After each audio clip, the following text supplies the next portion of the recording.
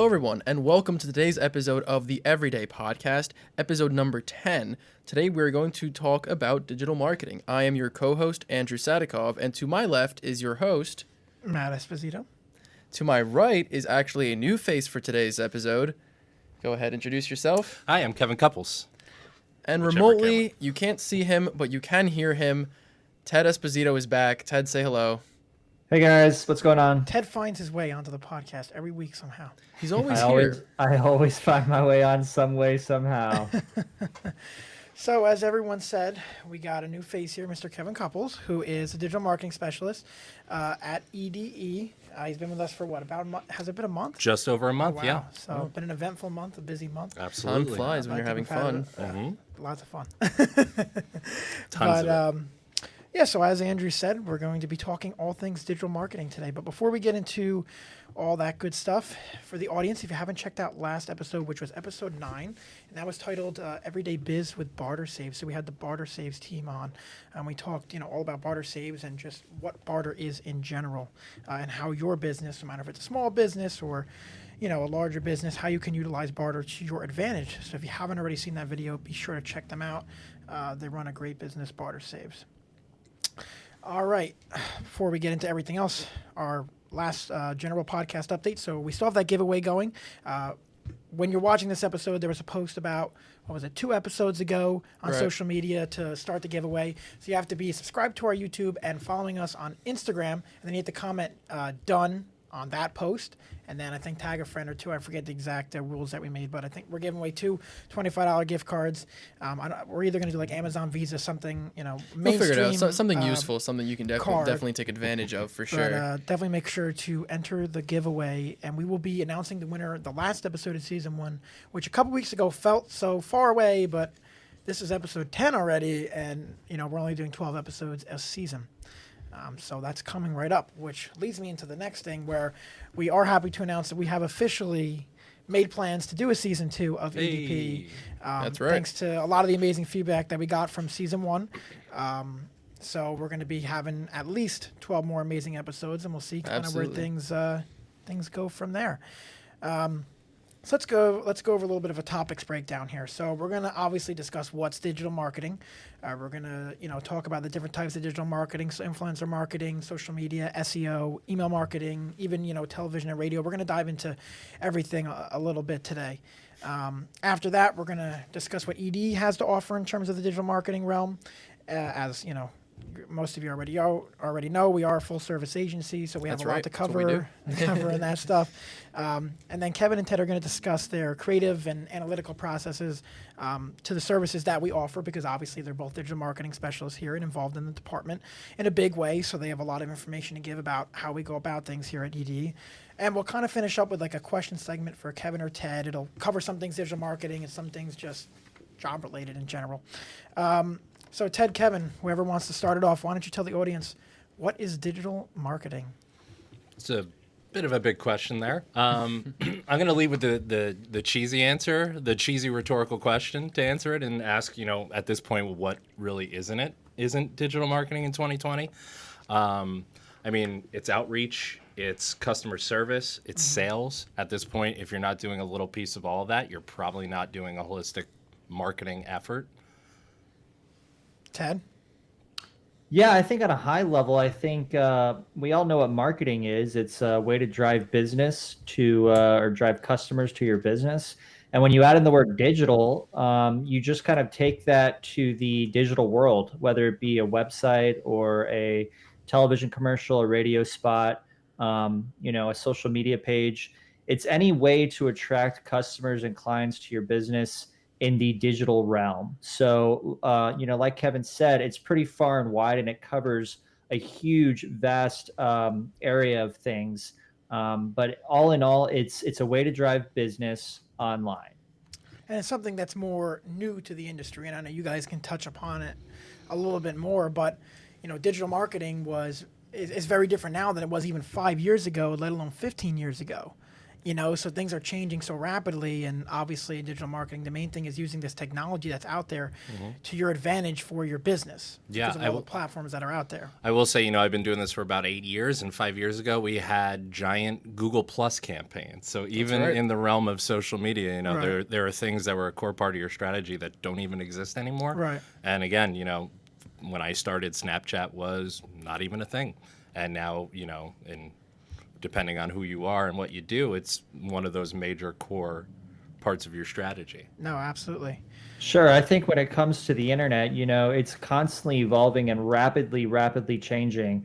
The World Wide Web is, about 30 years old. And it's progressing ever so quickly as the days go by. So what was effective marketing on the internet, 20 years ago, feels like centuries to what it was 10 years ago, and even another century to what it was 5 years ago. And I think, as tactics and techniques change in the digital marketing realm, the internet reacts, Google reacts. Google's probably the biggest name in the digital marketing space. They have a lot of power on what drives clients and customers to businesses, and they're constantly changing things as well. So we get notifications and emails from Google that says, here's how we're changing this month. Here's what we're doing new. Here's a new policy or a new process. And you really have to react to that, in an agile, nimble way as digital marketers, so that you could be,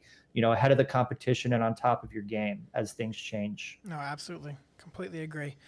So moving on, let's dive into a couple of the main aspects of digital marketing. Just for the audience, just so you know, today's going to be like a general discussion about digital marketing. We will probably have a specific episode about each topic because there's so much content to cover. Like, for instance, just social media, email marketing. We could talk for hours about each topic. So today is just going to be like a general overview and discussion. So diving in, let's start out with social media. Kevin, if you'd like to tell everyone a little bit about, social media and what it has to offer, for businesses. Sure. Yeah. So obviously we all know what social media is, right? Your Facebooks, your Twitters, your LinkedIns, whatever your preferred platform is. When it comes down to business, when it comes down to marketing, especially marketing for small businesses, it's really what I think the differentiator. There's a million mom and pop shops. There's a million pizza places. There's a million comic book stores. What's going to set you apart from somebody else is the way that you present yourself on those platforms, where it's essentially reaching directly out to your audience. So that's one of those areas where I think your tone, the way you speak to people, the way you engage with people, you really need to pay a lot of attention. I mean, for me, I think it's really all about authenticity, right? We could smell at this point an ad promotional copy coming from a mile away. And not just because we live in the marketing world, it's because we've seen this stuff for years and years and years. Right. So it's an area where I think people can really showcase, or companies can really showcase their personality and kind of move away from the hard sell that you would see pretty much everywhere else that you're doing promotional work. And now, yeah, I agree. I think social media is going to be a little bit more personal than what you might find on a company's website or even in person. I like to think of a company's website as being, going to a professional networking event and handing out your business card, whereas the social media stuff is that follow-up email that you send or that text that you send them later that says, hey, I enjoyed having a drink with you. Let's talk about sports next time, or something like that. It really adds a face and personality to your brand and keeps your customers reminded that, you two are a person and, you have a personality. You're not just a stiff billboard on your website. Right. I actually really like that metaphor of the business card because, if you're at a networking event, the social, to break it down even further, that social media part is that great joke you told, or that conversation that you had where you walk out of a place with 30 business cards, and you're not going to look at each one of them and say, oh, this guy did this guy did that. But you say, I had a really great conversation with so-and-so. And that's, the part where you establish that relationship, that persona, that's really what sticks. Oh, absolutely. Yeah, absolutely. And to add to that, the term social media, I was in this industry when that term first was coined and came to be in about 2009. People started throwing this term around social media. I'm no one really knew what it meant because it was all very, very new. And now Right. it's, in everyone's household. You'd be dumb not to know what social media is. But just to add to that, the word social, it kind of keeps people reminded that, we are human, we have social needs, and it really connects your customers on a human level to your business and your company. And then to add to that, it's also a good channel and avenue for public relations. If someone has a complaint or a question about your product, the first thing they're going to do is go to Twitter or Facebook and either yell at you or praise you, depending on what the issue is. So it really opens up a dialogue between you and your customers, more so than, even in the 90s, early 2000s, when you would have to pick up the phone and call or even just write a letter. It's not like that anymore. It's instant. If I get a product in the mail that I don't like, it's just going on my phone, going right to the Facebook page and talking about it. Right. Oh, absolutely. All right. So moving on to SEO and SEM. We'll let Ted start that conversation off. Sure. Yeah. So SEM and SEO, what are they? What do they mean? So SEM, that stands for search engine marketing. And that's the ads that you see on Google. That's the Google local listings.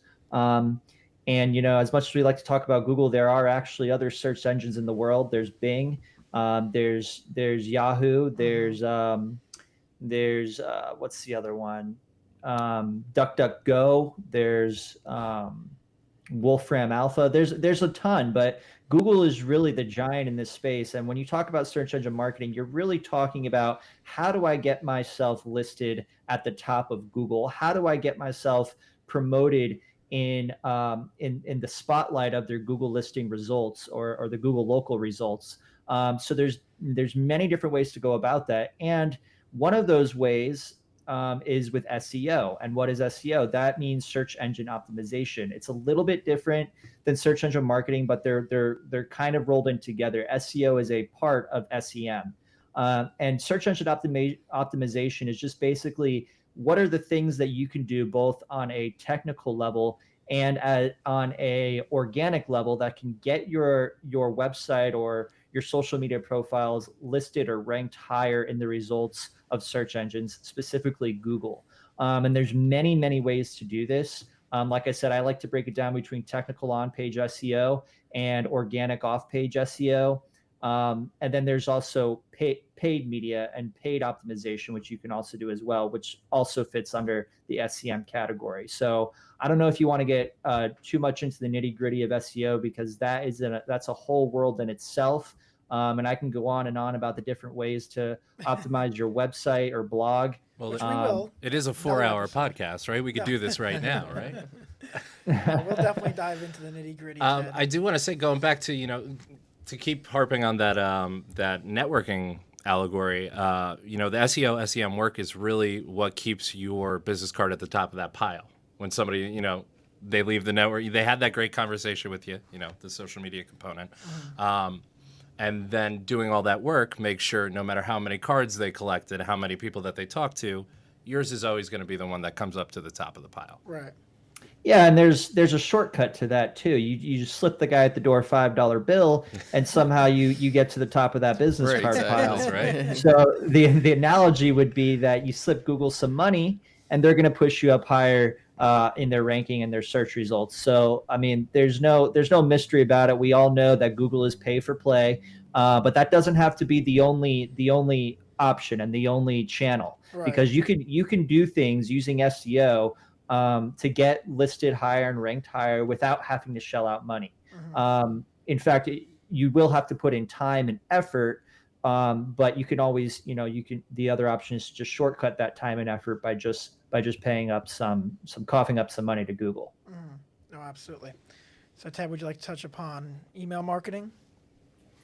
Sure. Yeah. So what is email marketing? I'm sure we are all experienced in some form or fashion of being a customer, client, or some might say victim of email marketing. And basically that's when a company, you sign up for updates or you sign up for a certain deal. Anytime you input your email address into a company's website to get that special 10% off coupon, you're added to a database, an email marketing database from that company, and they'll start pushing you ads and updates directly to your email inbox. So, there's ways to go about it to make it a little less intrusive and invasive. And the key is to produce content and create emails that people are genuinely interested and curious about. So there's some strategy involved to really tailor email marketing and make it more effective. And there's different ways to do that. So what's the first thing you see in your inbox is the subject line. So a subject line, there's a ton of different strategies and ideas on what makes a person want to open the email to see what's inside. And that's to tailor the subject line and make it interesting, make it a hook. Most inboxes just implemented recently, I think in the past 2 years, the use of emojis, because we're all on our phones nowadays. And when Apple and Android started adding emojis to your keyboard on your phone, Google Inbox, Gmail, and other inboxes were like, this is a new way of communication. People are using emojis. Let's allow them in our subject lines. Right. So you can add, a little smiley face icon or an exclamation point to let someone know that this is an important deal or something like that. And then, when the strategy comes in, it's like, how do you know that this was more effective than that? Right. We do something called A/B testing. So you basically make campaign A and campaign B. That's where the A/B comes from, A/B testing. You see which of those is more effective, which had the most open rates, and you now know, based on that variable alone, campaign B was more effective because it had more people open it. So we're going to go with this subject line for the rest of the campaigns. And, I don't know how in depth you want me to get with this, Matt. I mean, I could keep going, but, even best tactics or best practices on the content of your emails. So we can talk about all that with our clients as well. What do they want to include in their email? What kind of imagery? Do they want to use GIFs or GIFs? I don't know how to say it. I don't know which I think there's an internet battle going on between how to say GIFs or GIFs. The war continues. Yeah, but I know, that was another recent addition that Gmail added to their inbox the last, I think, 5 years or so, was animated images, which are GIFs. So, there's so many things that we could talk about on how to optimize that email marketing, all your email marketing campaigns. And all of these emails that you send from your ESP, and ESP is called a email service provider. That would be something like MailChimp. There's tons of analytics and data. So we can see on the MailChimp backend or the ESP backend, who you're sending to, who's opening it, how often they're opening that. And you can really start to see like, this person hasn't opened our last 6 emails. Right. Why is that? What can we do to what I like to call resurrect them? So you might want to offer, find a list of all the people who haven't opened your last 5 emails and offer them a substantial discount code or something like that to really grab their attention and get them to be active again on that email list. That's what I like to call resurrecting them. So, there's tons of different things you can do in the email marketing world to really increase your sales, increase your engagement. And I always say, an email address is the most valuable thing in marketing. Absolutely. For a marketer, because it's a direct line of communication directly into a person's inbox. I think the only other thing that might be more valuable is a phone number, but in the past 10 or so years, we've learned that people find the phone number to be a little too intrusive. It's a privacy concern. Nobody likes picking up a phone call to a marketer.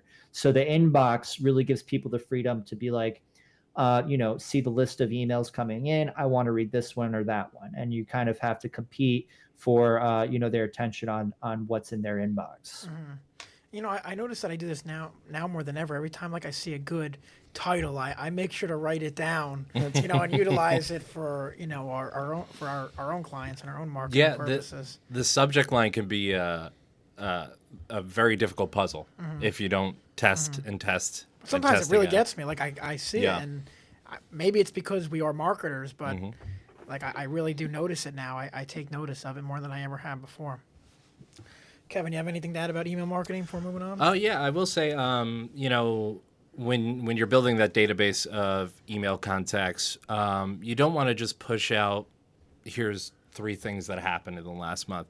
I like to treat them as almost like my insiders. Right. You know, this is what's coming, and you get to be the first person to experience it. Whether it's a new discount or offer, or we're launching a product and we want you to try it out, or we need feedback from our great customers. Here's a survey just for you. Right. Like Ted said, you know, there's a lot of trust when you hand over an email, and I think the best way to reward that is to create an experience where you're getting something that not everybody else that goes to the site can get. Right. I think if you don't have that kind of offer, if you don't have that kind of inside scoop, even if you know it's, you know, we're trying out a new flavor Right. this month or something like that, you know, I think that's if you don't have something like that, I think that's the way you see all those emails kind of die and need that resurrection later on. So I would say, you know, that's every time you send out an email, the first thought should be, what can I offer these people that they're only going to get because they've signed up for that list? Right. What can I reward them with? Right. Absolutely. Yeah, not only that, but also, you know, what are they explicitly interested in? So on a lot of websites, you might see, you know, sign up for our updates, and it's just enter your email and be done with it. But Right. A little bit more of an effective way to utilize the different interests of your subscribers is to offer them a form or some sort of choices in what they might, to ask them to tell you what they're interested in, and then create different lists within your database that organizes those people into different interests. So like, for example, I'll use EDE as an example. You know, we have a ton of different services. And if there's a 17 or 18-year-old that wants to get into film production or video production, they come to our site. We might ask them to sign up for our updates, Right. but they might only want to be interested in the video related stuff. So Right. give them the option. You know, you don't want to this kid doesn't want to learn about HTML and web development. He's interested in the video. Right. So we're going to send him updates specifically for video. Right. And then in our email marketing database, we can have that list of these are all the people that want every single update that we put out. They're interested in everything. That's our all list. And then we have a second list that's like, these are only the people that are interested in video production. And then you can kind of segment out different lists as you want and send only relevant content to each of those lists. Yes. Absolutely. And it could get you, you know, you could just fine tune it and tweak it and really dial it in to make all of your email campaigns as effective as they can be. Absolutely. Yeah, I would say if you're a B2B business that also does business directly with clients, that's the most important thing to remember. Your business to business partners probably aren't interested in the same thing that your direct clients are interested in. Oh, absolutely. All right, so moving on to what ED has to offer in the digital marketing realm. So as I stated before and multiple times in other podcast episodes, so we're a full service agency. So within the digital marketing realm, we offer everything from digital advertising, so dealing with Google, Bing ads, social media, so Facebook, Twitter, LinkedIn, YouTube, Snapchat, Instagram, you name it. We also do a lot of retargeting work, sales funnels, you know, landing pages, email marketing, retargeting. What else am I missing that we do? SEO, SEM. I panicked for a second. I don't know if you saw that. I think that about covered it. Ted, did I miss anything that we? Right. That I we mean, deal at the end with? of the we day, do it it's, all under the sun. I mean, Right. we're a one-stop shop for your digital marketing, and that, you know, under the umbrella of digital marketing is just so many vast services and ways to make your business effective to their customers, and we will handle it all. So yeah, just to reiterate that, I mean, our list of services is pretty vast. But that's one of the good things about EDE is that you can keep it all under one agency. You don't have to you know, outsource to different people that do different things, because we take care of it all in-house. I will say, as somebody who's been, you know, this is the first time I've worked as a member or a part of an agency team. I've always worked on client side, and we always needed social media. We always needed Google Ads. We always needed photos and videos. And 9 times out of 10, I'm working with 3 or 4 different vendors to get that done. Right. Right. And the amount of coordination, the amount of time and resources that you have to put in it, it's Yeah. enough to drive you crazy. I will say, EDE is one of the first marketing agencies that I've seen, that I've worked with, that's, yeah, we got that. Video, sure. And that. Photo, sure. Yeah, we got that. We got Exactly. that, and we got that. I didn't know you did this. Yeah, that was one of my favorite pitch when I was first coming up in the company, when I was, not brutally forced into sales, but had to do sales with absolutely no previous experience of it. One of my favorite pitches was, I could be sitting there working on your video, and I can turn to my left, and immediately to my left there's a graphic designer with years of experience, and I can ask them for a graphic for a specific part of the video, and it'll be emailed over to me, fluidly and efficiently, within an hour or something like that. And it's the same kind of idea of like not having to, of being able to bring everyone together. And I wanted to say before, when we started touching upon, what we offer as far as digital marketing, at the end of the day, as a digital agency, as a marketing agency, I mean, everything we do is marketing. Right. So it's a difficult question to answer, of course. Even course. like our photos, they're marketing, our Right. videos And are technically marketing. they're digital too. There isn't a single thing that we produce, even like for ourselves as a joke, that isn't meant to, Right. inspire some sort of idea or emotion or market ourselves in some Right. sort of good way. Yeah. Yeah, I think agencies like to use different adjectives to describe themselves.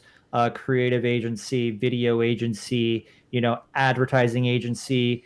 All of those things fall under the realm of marketing. So let's not forget that. And to emphasize, we call ourselves digital marketing agency, and just to emphasize that point that we handle it all. I think marketing is pervasive in everyone's everyday life. You can't go to the grocery store, you can't go for a drive down the street without being affected by marketing and by some company's marketing. And chances are those companies used a marketing agency to get those images and those messages out in front of you. So, the whole idea of, we're a video or we're a photo studio. No. We are a marketing studio, a marketing agency, and we do it all under the sun.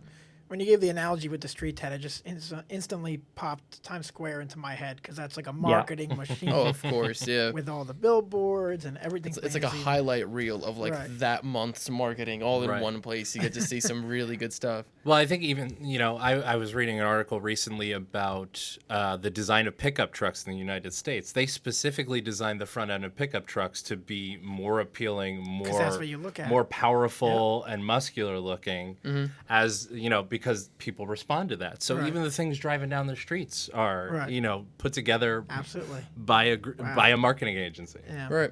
And even the other thing, I mean, we always talk about kind of the business side, obviously being a business podcast, but even a person, snapping a picture of their friends and sticking it on their Instagram is still, in its own way, marketing. They're still showing something off. It could be marketing themselves and, kind of the life that they live. It could be marketing the business that they're in. Hey, guys, take a look at how, like, awesome this place is. Like, that's still marketing, Yeah, it's not directly selling you something. They have nothing to gain from it, but it's inherently marketing. Right. A blog, a piece that you're writing about something, whether good or bad, you're still pushing some sort of agenda. So this definitely applies, outside of just kind of our multimedia world that we live in. As an agency, it's directly representative of the same things that you do on an individual basis as well. Yeah, I mean, everybody's got a story to tell, and Right. that's really what Exactly. we're doing here. We're telling a story. Whether you're an individual person, whether you're a brand, whether you're a conglomerate, you've got a story to tell, and that's what we do. Absolutely.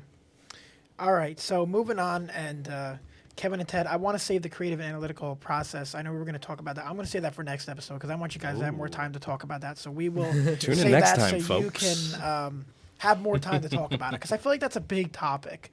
Right. Like Oh, talk about how absolutely. we go about things, and both you just on a personal level. It's even not a a company 5-minute level. segment So for sure. let's save that for next time around. So Sure. moving on to the question segment for Kevin and Ted. So we'll start out with Kevin. Yes. So Kevin, I know the ED is the first startup and even agency Right. that you have worked at. So I just wanted to hear your thoughts on what you thought about your first month and interacting with the clients and the team, like how you thought everything was going. Sure. Yeah. So to give our faithful listeners a little background, as I mentioned earlier, I've been working in marketing around 8 years, 7 and change, but we'll round up. I started out a few months after college working as a marketing associate at a manufacturing company. They did business to business and business to client directly. After that, I spent a little bit of time in higher education, and between those, freelancing here or there, and then I ended up here. So having said that, it's absolutely a culture shock. I started working in manufacturing, which is an extremely blue collar, get it done quickly type of environment. Right. And then I went over to a community college, which is, the exact opposite, a very white collar. Right. Let's look at the numbers. Let's look at the analytics. Let's run it up the flagpole, and the flagpole keeps going up. Yeah. And make the decisions there. So it's been interesting. I mean, I will say, as somebody who's been on the client side, working with marketing agencies, I'm used to dealing with a lot of account managers and getting this response. Oh, I'll check with the web guys and I'll let you know. And that's not how things operate here, because we are the web guys. Yeah, like Andrew said, you turn to your left and you've got them right there. Exactly. So it's awesome in that it's totally flat. We all have different experiences. We all bring it to the table and we all collaborate. And you don't have the different levels of, not to use bureaucracy because that's kind of a negative term, but when we were talking about community college, it was bureaucracy. But where you're able to be more flexible and reactive. When things change for a client, you're able to do that immediately. You're able to address those concerns directly, and you don't have to worry about getting it through board approval. I mean, we know what's best for our clients. We're able to make those recommendations, and we go out and we get it done. So, I've been here for a month. It's very refreshing to be able to do that. The clients are very awesome. They're very straightforward people. They just, they're not running you around, moving the goalposts or anything like that. Yeah. They know what they need for their business to succeed. I mean, especially right now, everybody's hurting a little bit, but they come to us. They say, this is the area where we're struggling, and we get right to work on it. All right. So it's awesome. I love that answer. That was a good one. Thanks. So I worked on it a little bit. So moving on to Ted. So Ted, how do you measure success in the world of digital marketing? Because I think there's a lot of different ways to measure success. Obviously, numbers matter a lot, but we know as an agency that it's a lot more than just a number. So I wanted you to kind of dive into how you personally define success when it comes to the world of digital marketing. Sure. Yeah. I think, on a high level, I think if you're increasing and driving interaction, engagement, and sales for your company or your business, or if EDE is doing it for one of our clients, I think that is going to, define whether your marketing has been a success and if it continues to be a success. That's kind of the high level. And it's like, well, how do you, easier said than done. How do you measure that specifically? And the good thing about digital marketing is that in the digital world, everything is tracked. There's analytics and numbers behind literally everything, more than you can probably imagine or even want to imagine. Clicks, comments, shares, likes, engagements, impressions. I mean, traffic, everything you can think of when you're in a digital space, everything is tracked. So that's how you specifically measure your success. You take benchmarks where you started, and you let some time go by. You put in your efforts in marketing. You try to optimize things as you go, and then you take another benchmark and you measure, what's the change, what improved or what decreased, and then you kind of strategize on how you can improve that. I've been on both sides, and I think, in every marketer's world, there's been times when things have decreased, and you have to explain to the client that, like, here's the reason why. It could be something technical, like perhaps the user interface on your website wasn't friendly enough, or it could be something completely out of your control. Right. For instance, I think we all know the best example of that is COVID hitting. I mean, that threw a wrench in absolutely everything. That was what they call in the legal world an act of God, because no one saw it coming. So stuff like that. I mean, even something as trivial as a local event. Perhaps your football team won this weekend, and because of that, your business was affected. Perhaps you sell jerseys at the sports shop right next to the stadium. So if your football team lost, your sales would go down. Things like that are pretty much beyond your control. That's going to have effect on the effectiveness of your marketing. But yeah, I think to get down, again, I keep saying this term, the nitty gritty, it really is so in depth. The analytics on the numbers that are behind everything. And it's a constantly evolving thing. It's never a set it and forget it. What worked last month may not work this month or next month.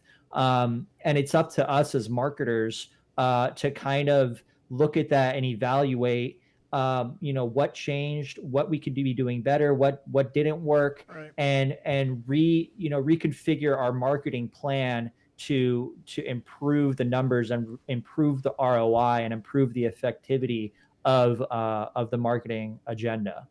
Absolutely. Another great answer. He's full of them. He's really good. I'm feel a little stood up right now. Yeah, he's had a lot of practice for sure. Yeah. All right. So moving on to our story/lesson of the week. So, Kevin, this is your first podcast, and yes, what we do at the end of each podcast is we give the opportunity, if anyone has like a story or lesson. It doesn't have to be from this week. We say of the week. Sure. Because the episodes are per week. But if you have a story or lesson of the week that you want to share with the audience, doesn't even have to be usually it's not even related to the topic that has to do with the podcast. That's kind of my fault sometimes. No, I mean just in general, not just you. But then we give everyone the chance to say that. So Andrew, Ted, do you guys want to start out? Do you guys have any of you have a story that you want to tell this week? We don't have any cool music to ring in the story of the week segment. So I have a story actually. Okay. I'm gonna start off. So currently sitting in front of me, I'm holding it in my hands now. You won't be able to see it obviously if you're listening to this, but if you are watching this, then you will. I have a Sony A7 III body. Now this is actually one body that we've had for a pretty long time, and it breaks off into two different stories. So today I went out and bought another one of these bodies. And the person that I met who was selling it was actually a fantastic photographer and cinematographer who does a bunch of weddings and car videos and all these different things. And I'm talking to him, and immediately, I start talking about some of the more technical stuff so that we can talk about, things that are more interesting to us and not just the common folk. And he immediately recognizes that I too know what I'm doing and, know my way around a camera. And we talk back and forth, and he says, well, what do you do? And I tell him about Everyday Espo, and I tell him about Everyday Studios and podcasts and stuff like that. And he say, I told him that we're always looking for work. We're always looking for talented, young individuals. He said, oh, well, that I've got. I'm an admin for this big Facebook group of New Jersey, New York. There's 15,000 people, and it's super active. He's like, there's constantly conversations all day long, and everyone in there is a photo video guy. They're all freelance. A lot of these guys are full-time. They're really good guys, really serious stuff. Let me throw you in that group. So from there, and I think even Matt went as far as to reach out and see if we can get an interview with him, because he said that he would be interested in, seeing what we're about and stuff like that. But just such a simple little thing of buying a camera. Given the right kind of opportunity and really just opening your mind and your heart to kind of the situation that you're in can really lead to some to some really great connections. And, just like that, I'll be able to find, all these different people and connect with all these different people that I wasn't able to. Absolutely. And then the second part that I want to quickly describe is he told me that the camera body that he had, he obviously used it for weddings professionally, stuff like that. It's constantly getting used. And it was pre-ordered when the A7 III first came out. So it's been around for 4 years? I think an A7 III is 16 or 17, 16, something like that. Had it for 4 years. I mean, it is perfect. Absolutely perfect condition, and he's always kept really good care of it. And there's been gaffing tape actually on the camera. Everything was taped up completely just to prevent any part of the body from getting scratched over the logo, over the sides, the bottom of it where you slide it into a tripod. And I'm comparing this 4-year-old camera to our about 1-year-old A7s. 1.5. And we take really great care of our stuff, and it's as good, if not better in some cases, just because of how well taken care of it was. So, the second part is protect your investment. But definitely, it's some interesting stuff, and we run into this stuff all the time. So that's, my weekly portion for today's episode. I was going to go a little more sentimental and say, cherish the things you love. Oh, there we go. Of course. Yeah, for me, that would be anything with Sony written on it. Ted, you have any story or lesson of the week? Yeah, I think I'm trying to, you mentioned that, and I didn't really have anything pre-planned before we got started. So I'm trying to think of stuff that has happened recently. First and foremost, my team won the Stanley Cup, so go Tampa Bay. But back to the digital marketing stuff. And Andrew brought up some ideas about camera, and that got my brain going. I was on a shoot recently for a client where we were doing a promo, and we were kind of doing like a company pitch video. Mm-hmm. And I had written the script for them, and it was probably 4 to 6 weeks in the making, all culminating to this 1-day shoot of about 4 to 5 hours, which in itself is kind of a very quick, fast-paced shoot to begin with. But the CEO of the company, he had some last-minute changes to the script the night before. So much, in fact, that he wanted to cancel the shoot that we had been planning for 4 to 6 weeks. So, I eased him out. I said, we can do it. It's fine. We have this on the books. Let's just get it out of the way. You'll be a lot more relieved when it's all said and done. We can take your changes into account, and we'll run with it. But looking back, that really threw a wrench in our process, in our video production process, and just being on set there the next day after he had made all these changes to the script. So it really reminded me that you have to be nimble and you have to be agile, because I don't think I've ever been on any creative project, let alone a shoot, that hasn't had some hiccups, some unforeseen hiccups that you really need to handle at the last minute, or what I call have a knee-jerk reaction to in the best way possible. Mm-hmm. So I think the lesson that I learned from this is that no matter how much planning that you put into projects, there's chances are there's going to be something that really throws a wrench, whether it's a small little wrench or a huge big deal that you're going to have to react to. And it's best if you know how to do that calmly and effectively, without letting the client know that you might be losing your mind in the back of your head. Mm-hmm. You have it under control, so just be prepared for that. And like I said, it's not only limited to video productions, but pretty much every creative process. I mean, to take another example, there's marketing companies out there that will do $200,000-$300,000 logos for giant multinational brands. And, these logos that to you and I just look like one small little simple graphic take months, sometimes years of planning to be in the making. And there's a huge team on both sides, on the marketing agency sides and on the companies, that the client side, that are making decisions and that are putting in their 2 cents. So, chances are there's going to be a clash or some sort of butt of heads on the decision makers' ends, where you're going to have to know how to deal with that and deal with it effectively and smoothly. So I think that's the lesson. The takeaway is to just be prepared, because so many unforeseen things come up, and you just have to be agile and nimble when that happens. Ted, I feel like Ted's been holding the story, and you can see the steam coming out of his I wasn't really prepared with the story, and then he just knocks it out of the park. No, actually, so that happened like 12 years ago, and I'm just reliving that moment. Wow. Ted, just kidding. Is this personal? Do you want to name the CEO on air, or is there Name names? Let's do it. So no. All right, so that's pretty much wrapping it up for this episode. To give the audience a sneak peek into next week's episode, it's going to be titled "If I Had $1 Million Budget." Now, we are not entirely sure the guests that are going to be on there yet. But we're hoping we can get that sealed up. That is going to be an amazing conversation. Either way, with whoever we can have on there. That's a lot of money.